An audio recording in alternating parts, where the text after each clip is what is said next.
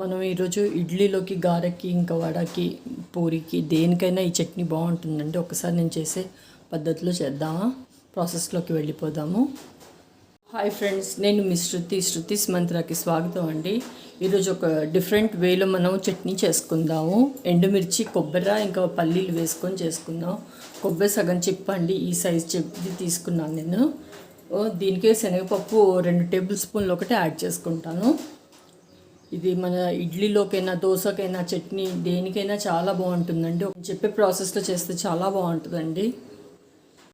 మూకిటి పెట్టుకున్నానండి, కొద్దిగా ఆయిల్ వేసుకుంటున్నాను ఎండుమిర్చి ఫ్రై చేసుకోవడానికి. ఇది లో ఫ్లేమ్లోనే పెట్టి చేయాలి.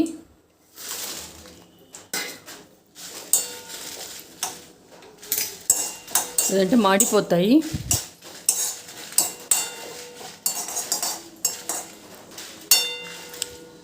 ఇది ఈరోజు అయితే నేను దోశ కోసం చేస్తున్నానండి. ఇది మనకి ఇడ్లీతో కూడా చాలా బాగుంటుంది.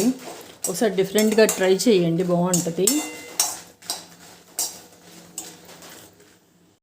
ఇది ఫ్రై అయిపోయాయండి, ఇప్పుడు తీసేస్తున్నాను నేను. ఇప్పుడు ఇదే ఆయిల్లో పల్లీలు వేస్తున్నానండి. ఎండుమిర్చి ఫ్రై చేసిన ఆయిల్ ఏదైతే మిగిలిందో అందులోనే వేసుకుంటున్నాను.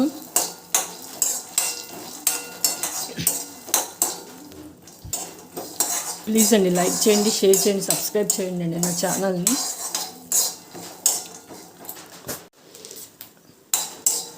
ఇప్పుడు ఇక్కడ ఇలా స్ప్లిట్ అవుతున్నాయి చూడండి. స్ప్లిట్ అవుతున్నప్పుడు నేను ఇక్కడ 2 స్పూన్స్ శనగపప్పు వేస్తున్నాను అంతే.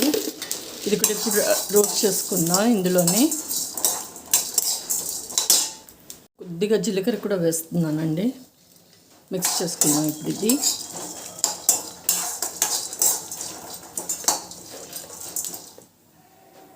చూస్తున్నారు కదా, ఇప్పుడు ఈ స్టేజ్లో ఆఫ్ చేసేస్తానండి. నేను కొబ్బరి అలాగే ఉంచుతున్నానండి, ఫ్రై చేయలేదు. చేయకుండానే వేయాలి, అయితేనే బాగుంటుంది. ఇది చింతపండు అండి, నానబెట్టి పెట్టుకున్నాను.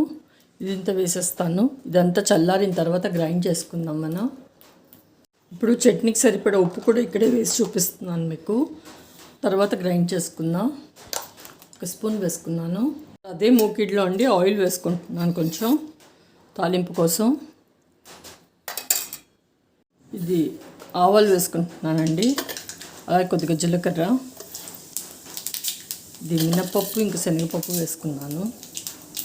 కొద్దిగా ఇంగువ అండి, ఇంకా ఎండుమిరపకాయలు, కరివేపాకండి.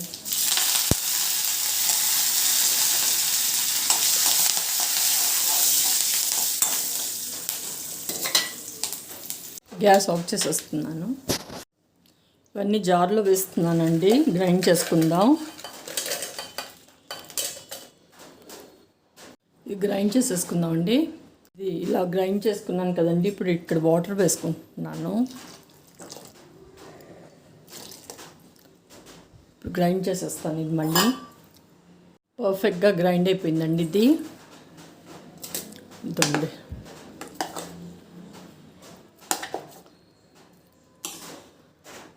చూస్తున్నారు కదా, ఎంతమంది ఇలా చేస్తారంటే కామెంట్లో తప్పకుండా రాయండి. అంతే అండి, తాలింపు పెట్టేసుకున్నాను. చట్నీ అయిపోయింది. అందరూ తప్పకుండా ట్రై చేయండి అండి. ఎలా కుదిరిందో చెప్పండి. Thank you.